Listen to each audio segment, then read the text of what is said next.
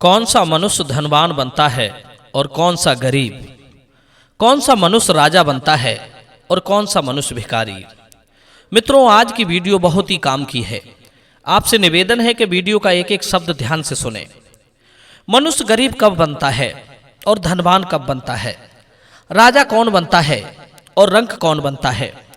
आज की बहुत ही ज्ञानवर्धक और प्रेरणादायक कहानी मैं आपको लेकर आया हूं। ये कहानी आपको बताएगी कि कौन सा मनुष्य गरीब बनता है और कौन सा मनुष्य राजा, कौन कितना धनवान बनता है और कौन कितना भिखारी। जैसा कि आप जानते हैं कि जब प्राणी का जन्म होता है उस समय ही उसका भाग्य लिख दिया जाता है। मनुष्य जब गर्भ के अंदर पड़ा होता है, विधाता तभी उसकी आयु, उसका धन, उसकी विद्या, उसका कर्म और उसका मरण निर्धारित कर देता है। प्राणी जब मां के गर्भ में होता है तभी उसके जीवन में मिलने वाली इन 5 चीजों का निर्माण हो जाता है।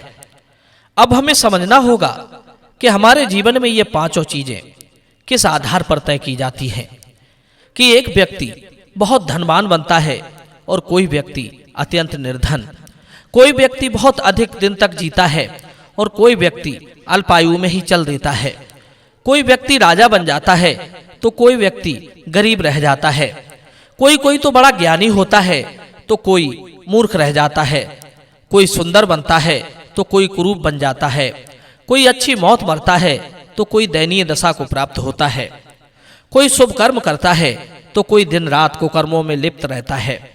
ये भेद मनुष्य में किस आधार पर बनाए जाते हैं? विधाता इतना भेदभाव क्यों करता है कि किसी को तो राजा के घर में डाल देता है और किसी को दरिद्र के घर में? हम सबके साथ ऐसा क्यों होता है?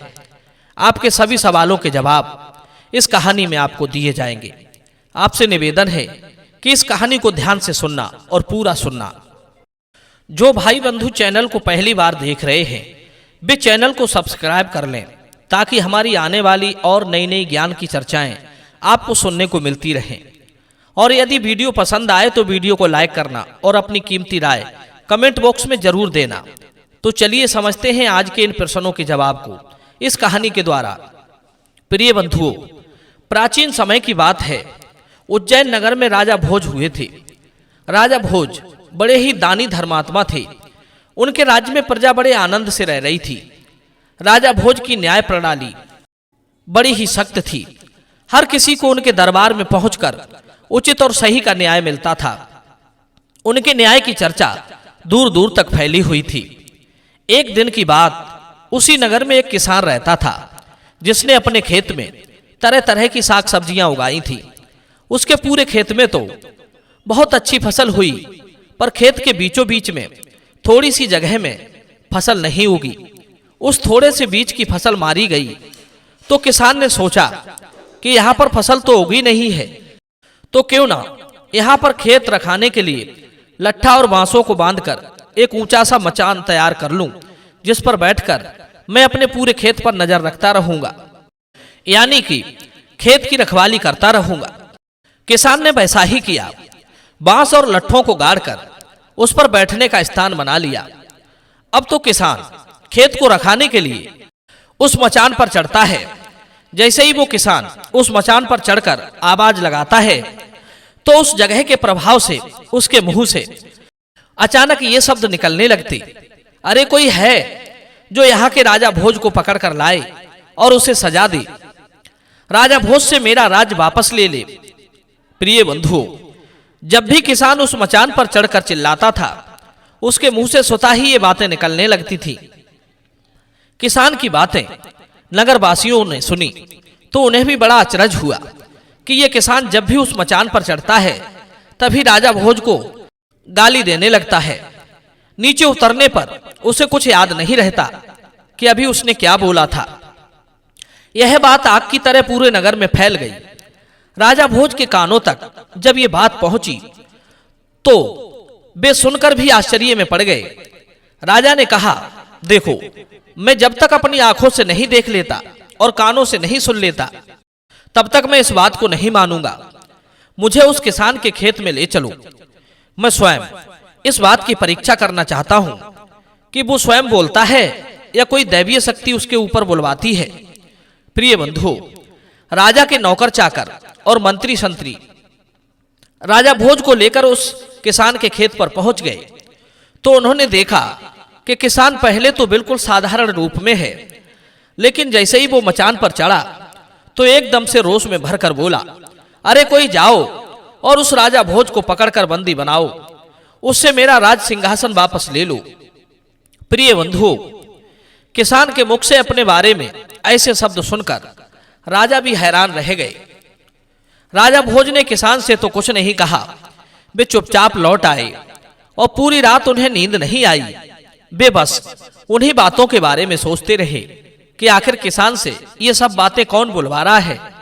सवेरा होते ही उन्होंने अपने महल में ज्ञानी पंडित, ज्योतिषी और तांत्रिक बुलवाए और उनसे पूछा कि वो किसान अपने मचान पर चढ़ते ही ऐसा क्यों बोलने लगता है, उस पर कोई भूत प्रेत सवार हो जाता है या कोई दैवीय शक्ति है। तब ज्योतिषियों ने बताया, हे राजन, उस किसान के ऊपर तो कुछ नहीं है, उस मचान के नीचे जरूर कुछ दबा हुआ है, उसी के प्रभाव से किसान की बोलचाल बदल जाती है। राजा साहब ने तुरंत अपने सैनिकों को आदेश कर दिया कि उस मचान के नीचे की पृथ्वी को खोद कर देख लेना कि उसके नीचे क्या छिपा है। मित्रों, राजा के आदेश पर उस स्थान को खोदना शुरू किया जहां मचान गड़ा था। खोदते खोदते काफी गहराई में पहुंच गए तो उसमें से एक सिंहासन प्रकट हुआ। उस सिंहासन के चारों ओर 8-8 पुतलियां खड़ी थी। यह देखकर सब आश्चर्यचकित रह गए। राजा ने उस सिंहासन को बाहर निकालने का आदेश दिया, मगर वो सिंहासन अपने स्थान से टस से मस नहीं हुआ। तब ज्योतिषियों ने बताया, महाराज, ये सिंहासन देवताओं का बनाया हुआ है, ये सिंहासन तब तक अपने स्थान से नहीं हिलेगा जब तक आप इसकी पूजा अर्चना नहीं करेंगे। उसी समय राजा भोज ने उस सिंहासन की पूजा अर्चना की। वो सिंहासन एकदम से फूल की तरह हल्का हो गया। राजा को बड़ी प्रसन्नता हुई क्योंकि वो सिंहासन बड़ा ही अद्भुत था। उसमें कई प्रकार के रत्न जड़े हुए थे। सिंहासन के चारों ओर 32 पुतलियां जड़ी हुई थी। उन पुतलियों के हाथों में एक एक कमल का फूल था। राजा भोज ने अपने नौकरों को आदेश दिया कि इस सिंहासन को दुरुस्त किया जाए। मित्रों, अब तो एक से एक बड़े कारीगर उस सिंहासन को ठीक करने में जुट गए। 5-6 महीने के भीतर ही सिंहासन पूरी तरह से तैयार कर दिया। अब तो वो हीरे की तरह दमकने लगा। वो सिंहासन इतना आकर्षित करने लगा कि राजा भोज की उस सिंहासन पर बैठने की इच्छा होने लगी। राजा भोज ने तुरंत पंडितों को बुलाकर उनसे मुहूर्त निकलवाया। दूर दूर के लोगों को आमंत्रित किया। तरह तरह के बाजों की धुनी महल में गूंजने लगी। पूरे महल में खुशी का जश्न मनाया जा रहा था। राजा भोज की उत्कंठा सिंहासन पर बैठने के लिए बढ़ती ही जा रही थी। ब्राह्मणों ने सिंहासन का पूजन कराया और पूजन के बाद राजा भोज उस सिंहासन पर बैठने लगे। जैसे उन्होंने अपना दायां पैर सिंहासन के ऊपर रखना चाहा, उसी समय सिंहासन में जड़ी 32 पुतलियां खिलखिलाकर हंसने लगी। यह देखकर लोगों को बड़ा अचरज हुआ कि ये बेजुबान पुतलियां किस तरह जीवित मनुष्यों की तरह हंस रही हैं। पुतलियों को हंसता देख राजा भोज ने अपना पैर वापस खींच लिया और उन पुतलियों से पूछने लगे कि हे पुतलियों, तुम्हारे एक साथ हंसने का कारण क्या है और तुम इसी समय पर क्यों हंसी जब मैं सिंहासन पर बैठने जा रहा था। प्रिय बंधुओं, तब उन 32 पुतलियों में से एक पुतली बोली जिसका नाम रतन मंजरी था। रतन मंजरी नाम की पुतली कहने लगी, हे राजन, माना कि आप बड़े तेजस्वी हो, धर्मात्मा हो और धनवान हो, बलवान भी हो, लेकिन इन्हीं सब गुणों का आपको बड़ा अभिमान भी है। यह सिंहासन उन धर्मात्मा महाराज वीर विक्रमादित्य का है जिनके अंदर सारे गुण थे, फिर भी उन्हें लेस मात्र भी अभिमान नहीं था। वे बड़े ज्ञानी थे, बड़े प्रतापी थे और इसके साथ साथ वे बड़े विनम्र भी थे। धन बल यश रूप वाला होना बड़ी बात नहीं है, बड़ी बात है इन सब के रहते अभिमान का ना होना। धन बल यश रूप पाकर मनुष्य के अंदर अहंकार आ ही जाता है, पर महान वही होता है जो अहंकार को जीत लेता है। राजा भोज कहने लगे, हे पुतली, क्या राजा विक्रमादित्य मुझसे भी बड़े धर्मात्मा और पराक्रमी थे? तब पुतली कहती है, हे राजन, मैं तुम्हें एक कहानी सुनाती हूं, ध्यान देकर सुनो। जब राजा वीर विक्रमादित्य उज्जैनी के राजा बने थे, तो एक दिन उन्हें पता चला कि कोई एक बाहुबल नाम का राजा है। उसकी कृपा से ही वे गद्दी पर बैठे हुए हैं। एक दिन पंडित लोगों ने राजा वीर विक्रमादित्य को सुझाव दिया कि हे महाराज, वैसे तो आपको संसार जानता है, परंतु आपका राज्य तभी अचल होगा जब राजा बाहुबल आपका राज तिलक करेंगे। प्रिय बंधुओं, पंडितों की बात मानकर राजा विक्रमादित्य अपने वफादार साथी लूतवरण को साथ लेकर वहां गए। राजा बाहुबल ने देखा कि राजा विक्रमादित्य उनसे मिलने आए हैं, तो उनका खूब स्वागत सत्कार किया। 2-3 दिन राजा विक्रमादित्य उनके यहाँ ठहरे।